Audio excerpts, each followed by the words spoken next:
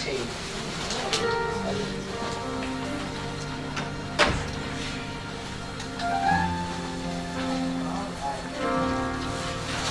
Exodus chapter 17, beginning at verse 8.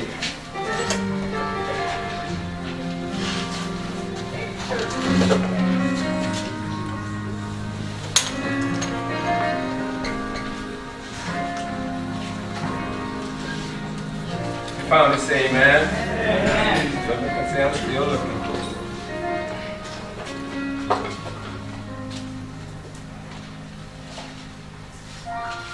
Exodus chapter 17, beginning at verse 8. It says, Now Amalek came and fought with Israel in Rephidim. And Moses said to Joshua, Choose us some men and go out. Fight with Amalek. Tomorrow I will stand on top of the hill with the rod of God in my hand. So Joshua did as Moses said to him, and fought with Amalek. And Moses, Aaron, and Hur went up to the top of the hill. And so it was, when Moses held up his hand, that Israel prevailed. And when he let down his hand, Amalek prevailed. But Moses' hands became heavy. So they took a stone and put it under him, and he sat on it. And Aaron and Hur supported his hands, one on one side and the other on the other side. And his hands were steady until the going down of the sun. So Joshua defeated Amalek and his people with the edge of the sword. Then the Lord said to Moses, Write this for a memorial in the book, and recount it in the hearing of Joshua, that I will utterly blot out the remembrance of Amalek from under heaven. And Moses built an altar and called its name, The Lord is my banner. For he said, Because the Lord has sworn, the Lord will have war with Amalek from generation to generation. May the Lord add a blessing to the reading, the hearing, and the doing of his holy and inspired word. Take a neighbor by the hand. Say, neighbor. Neighbor. Who's holding up your arms? Who's holding up your arms? While you're defeating the Amalekites. While you're defeating the Amalekites. In your life. Amen. Who's holding up your hands? While you're defeating the Amalekites in your life.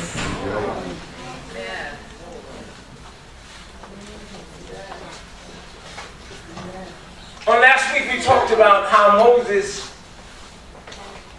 the children of Israel had come to the valley of Rephidim, and how they had been out in the wilderness, how God had fed them with manna, and how he had, on the second occasion, given them water in a land that had not had water in it for decades. The Amalekites saw God blessing the children of Israel, and they became extremely upset at the fact that they were being blessed in their land instead of them being blessed in their own land. Now we remember that Amalek are descendants of Esau. Okay. The Israelites are the descendants of Jacob. Okay. Jacob and Esau were brothers.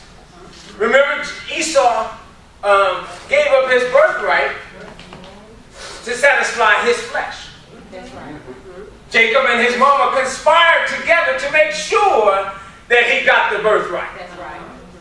Come on, tell it. In him getting this birthright, Esau said unto Jacob, Soon as my daddy die, I'm killing you. And so he had always had this thought in the back of his mind that once his brother saw him again, he was going to kill him.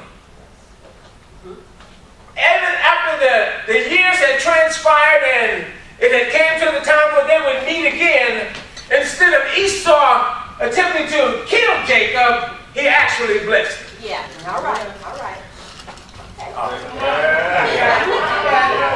See, sometimes things will arise in life, and you will think the worst things are going to happen because of what has transpired before. Oh, yes. But you have to know who God is and understand that when God says no weapon formed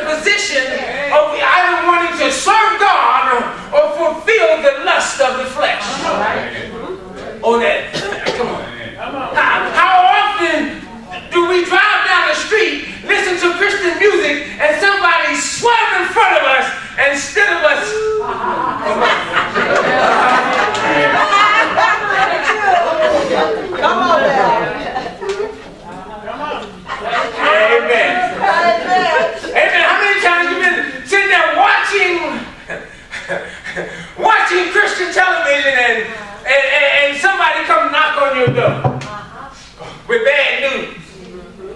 And you're just ready to quit.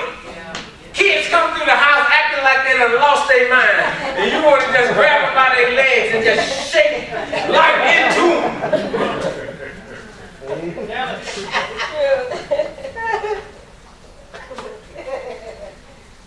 Fulfilling the lust of the flesh, the desires of the flesh, and instead of remaining in that position of glorifying God.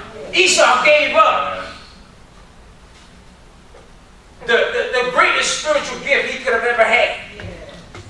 He sold it for a bowl of soup to satisfy his flesh. And God said unto Esau that your days will be numbered in this place. Through the children of Amalek, he told them that I'm going to utterly destroy you. He told the children of Israel, this people, Amalek, when I get through with them, you won't see them anymore.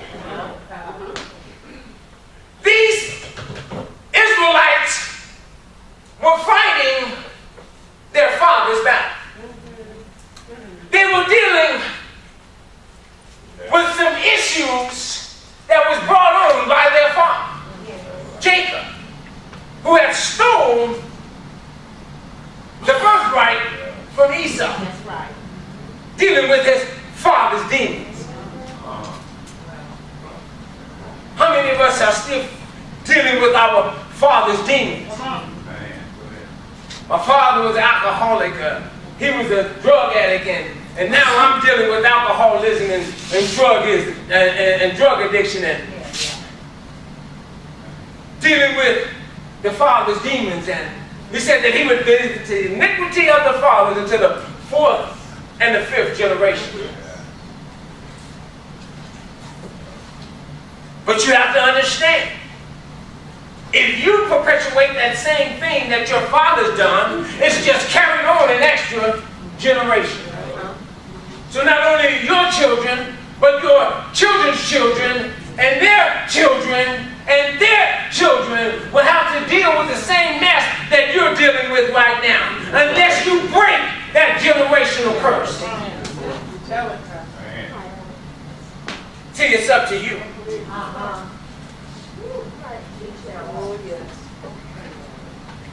So as the children of Israel were wandering through Rephidim, and they came to this point to where God was blessing them, they found that they were being attacked from the rear by the Amalekites. And so Moses got the word, and he said, because you know there's about 1 million or so people out there, so it took a little while for the word to get from the back of the bunch to the front of the bunch. And when he got to the front of the bunch, Moses told Joshua, he said, look, you choose some men and go out and fight with these Amalekites. Now you got to understand, they were sharecroppers, they were cattle ranchers, and they weren't ready for battle. So Moses said, look, you go choose some men, get ready to fight, and me and Hur and Aaron, we're going to go up on the top of the hill. And because I want to be able to look out over and see what's going on. And while we're up on the hill, I'm going to hold up the rod of God, the staff of God, and we're going to be in praise. We're going to be in prayer. All right. We're going to be in worship. Yeah, all right. Yes, lift it up. Yes. Lift it up. So that we can invoke the power of God in this situation.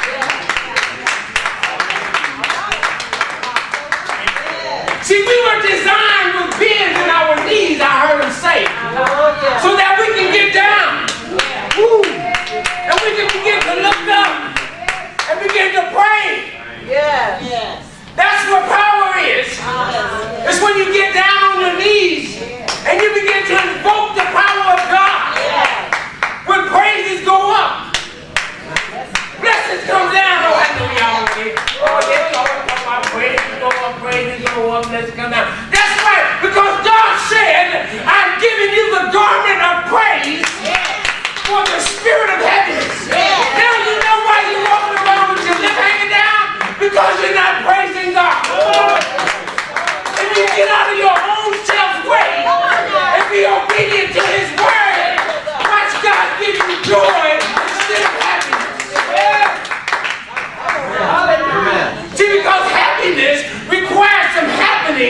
to be happening. And when the happenings are done, so is your happiness. But joy comes from the Lord. This joy that I have, you can't take it from me because you didn't give it to me. You didn't make me happy. You didn't make me joyful. Nobody but the Lord, and that was His desire for me.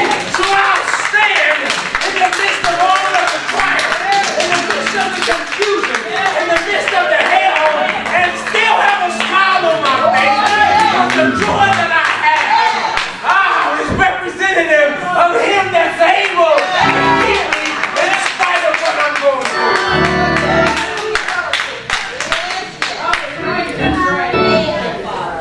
So here Moses raised up his hands, raised them up to heaven and invoked divine intervention. Because here was Israel without any preparation for war. In terms of training and arms against the might of the Amalekites. Are you trained for war? This is not a physical battle we're in. I got an old rusty pistol. But it shoots. I only take it out when I'm going fishing. Because I don't like snakes. The ones that crawl on their belly are the ones that walk on 2 feet.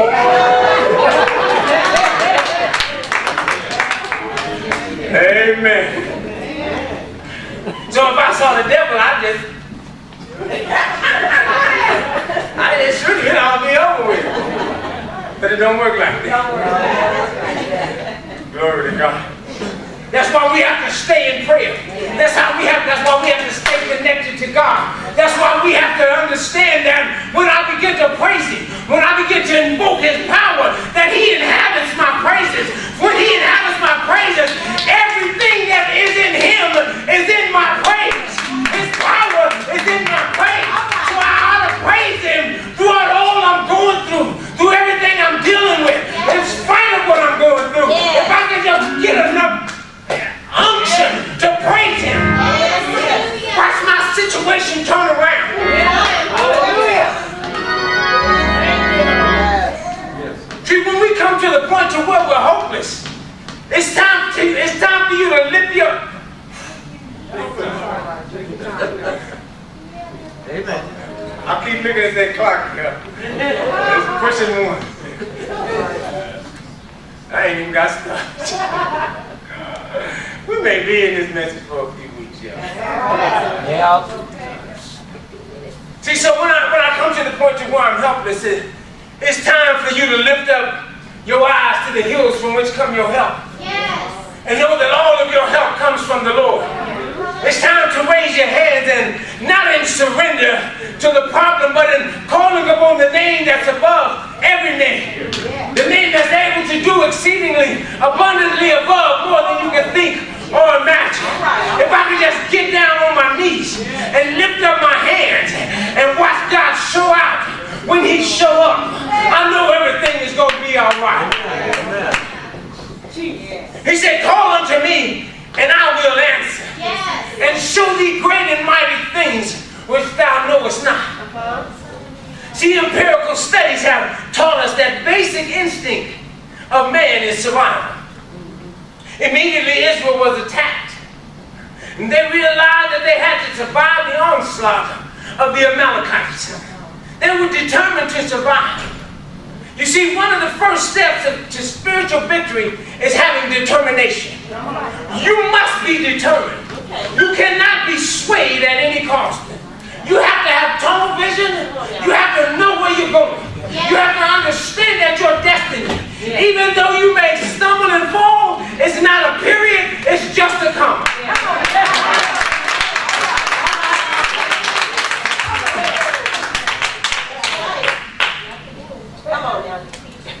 We have to be focused and determined that the enemy is out there. The Bible says that he comes to steal, kill, and destroy. But Jesus said that I have come that you might have life and that you may have it more abundantly. See, even today, our warfare is not carnal. He said, no weapon that is formed against you shall prosper. We're in a spiritual battle. Yet we have more effective and sophisticated weapons because all the power that we need has been given us through the virtue of the position that we have in Jesus Christ. That's right. See, he said that we're more than conquerors. Yeah, that's right. Not just conquerors. Not just defeat Goliath, but cut his head off so he can't come back later.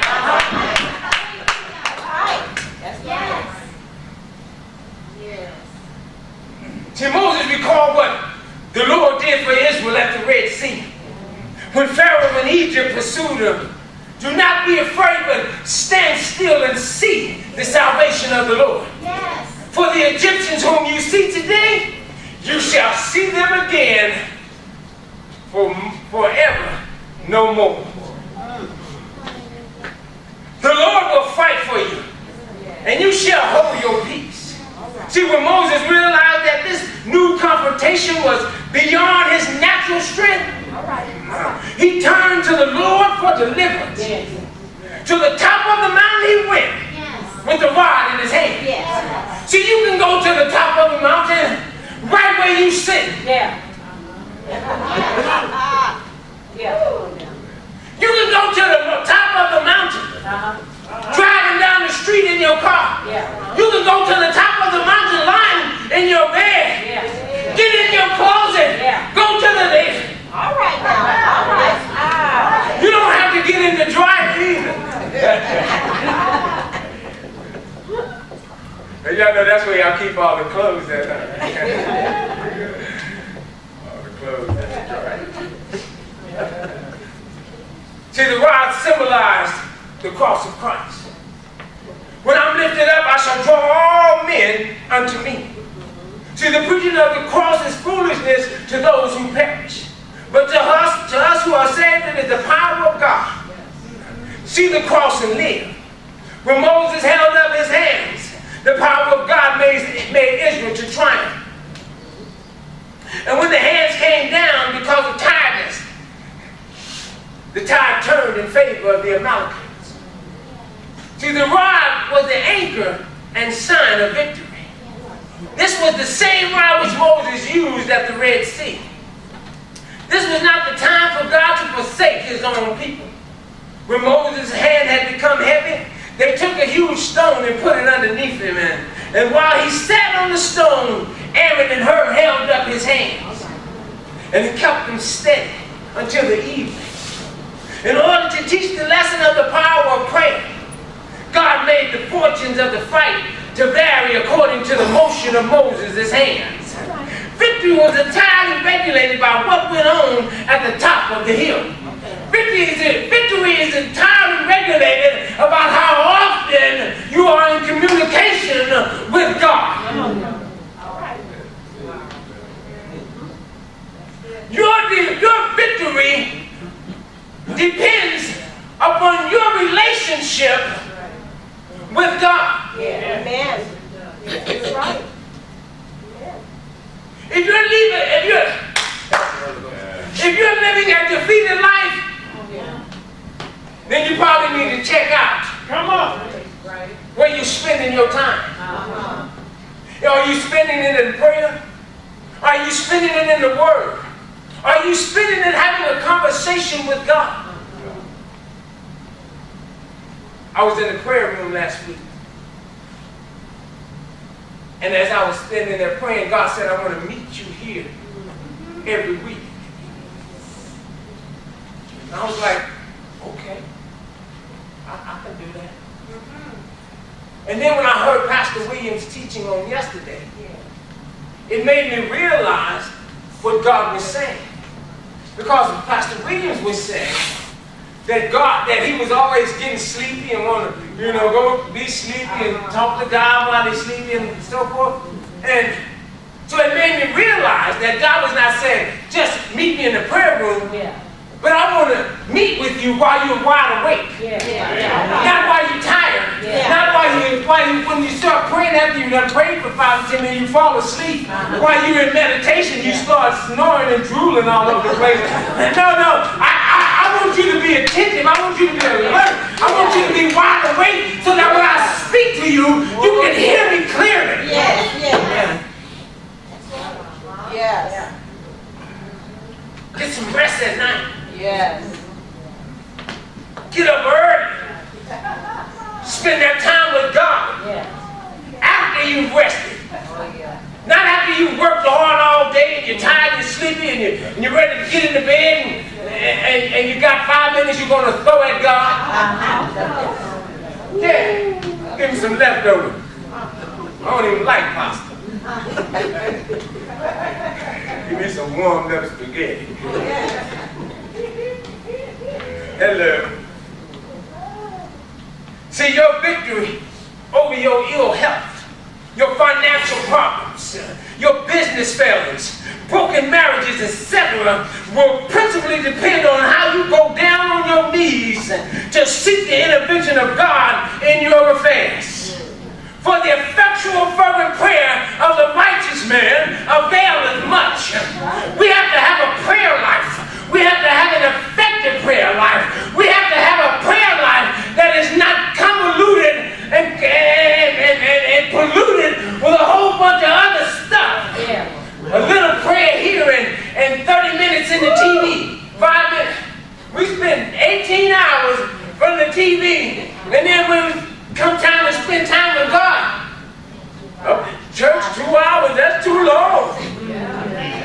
You ain't do nothing but run home, get in front of the TV. Okay. That's true.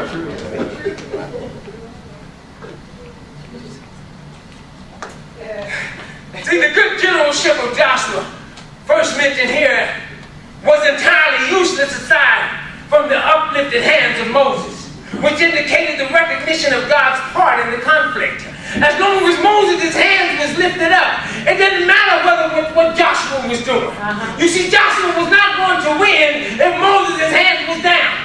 It wasn't until Moses' hands was lifted up that Joshua and his men began to prevail. But when his arms got tired and put down, are you listening to me? Because when you get tired and you're not thinking about praying, when you're not thinking about getting in the presence of God, that's when the enemy comes in like a flood. That's when all hell breaks loose. When you're tired. I've heard somebody say once, there's only 2 times in a day when you should pray. That's when you want to and when you don't want to.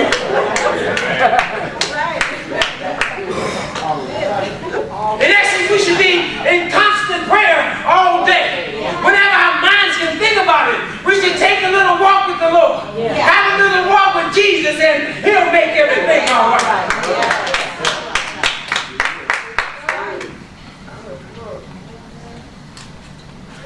See, because it was the power of intercession. It was intercessory prayer. It was Moses interceding in prayer. When you intercede in prayer for folks on your job, even though you don't tell them, even though they don't know it, you know in your heart of hearts, if it had not been for you praying, they may have been someplace else going through some other stuff. But because you saw fit at that moment, because God placed it in your heart to pray for them, even though they're doing stuff you don't like, you don't have to tell them you're praying for them. When folks talk bad about you and treat you wrong and you just pray for them. He says pray for them that spitefully use you and abuse you. Pray for them. Treat them nice. Treat them with loving kindness. And I will make it seem as though heaps of coal are being poured upon their heads. The battle is not yours. The battle is the Lord's. That's what he was getting Moses to understand. Moses, this battle ain't yours. This battle isn't Joshua's. But I need you to be in compliance with me so that I can instill through you the power. Allow it to flow through you. All right. The power to come through you.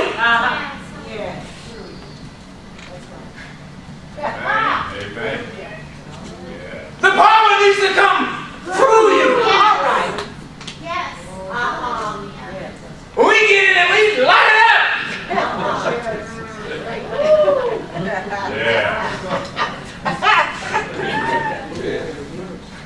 But it doesn't need to stop here. All right. It needs to get in here, clean up some stuff in here, and then it needs to go forth. Because you're not the only person that's going through what you're going through. Come on, now. You're not the only person that's dealing with what you're dealing with. That's right. Church. Oh, I gotta come.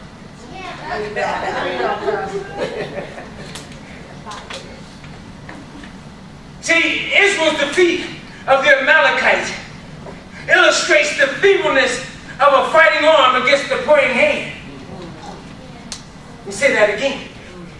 Israel's defeat against Amalek or the Amalekites illustrates the feebleness of a fighting arm against the praying hand.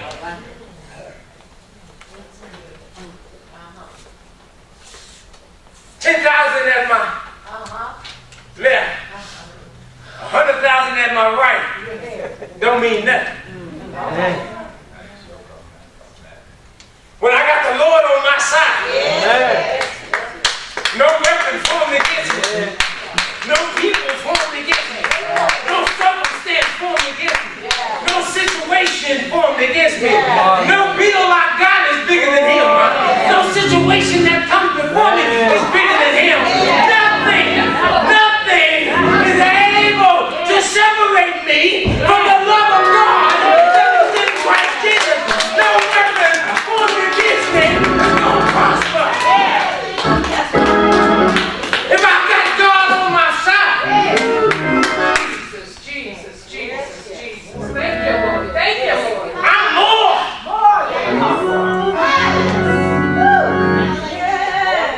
The world against me ain't nothing. Because I got him that created it on my side. And if he created it, he can do with it as he please. Let me tell you something. My daddy was always at my defense. You wasn't going to be no big bully and come pick on me. Not when my daddy's standing there. What do you think about my heavenly Father? Oh, don't you understand? He ain't gonna let you pick on me. He got my back. That's why he said, put on the helmet of salvation. Put on the breastplate of righteousness. Gird your loins with the belt of truth. Shod your feet with the preparation of the gospel of peace. Put in your left hand the shield of faith, and your right hand the sword of the Spirit. He said, but your back is exposed, but don't worry about it. I got your back.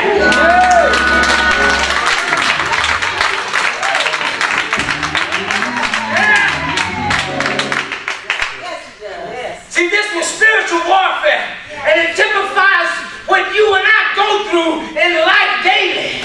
But Israel prevailed over Amalek, and Moses erected an altar and named it Jehovah Nissi. The Lord is my banner.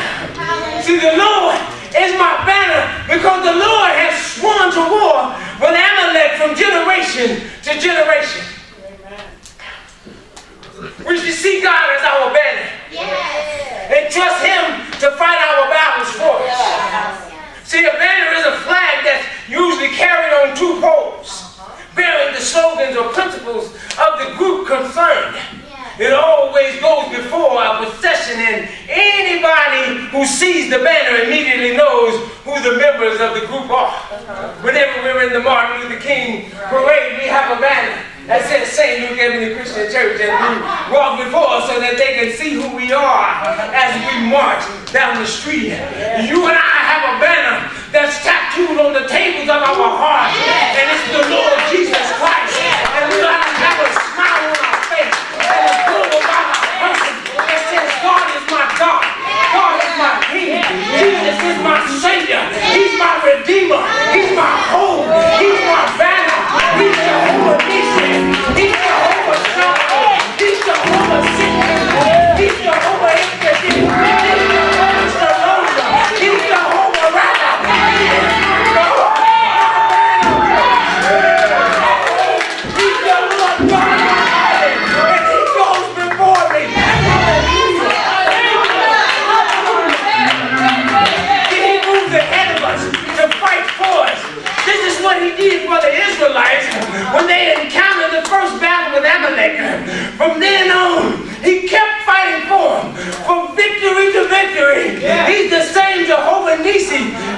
going to be our banner. He's the same yesterday, today, and forevermore. Jesus said that I'll never leave you comfortless. You got to understand, it takes a whole lot of comfort sometimes to get me through a bad situation. It takes a whole lot of comfort sometimes when I can't pay my bills. It takes a whole lot of comfort sometimes when I'm dealing with sick loved ones. It takes a whole lot of comfort sometimes when I don't know what to do. Come from the left hand to the right. It takes a whole lot of comfort. But my banner, who is Jesus Christ, goes before me. He's the one that's holding up my hand. Who's holding up your hand while you're defeating the Amalekites? Who's holding up your hand? Jesus, my rock, is holding up my hand. He's fighting the battle. He just wants you to submit unto him so that he can fight your battles for you.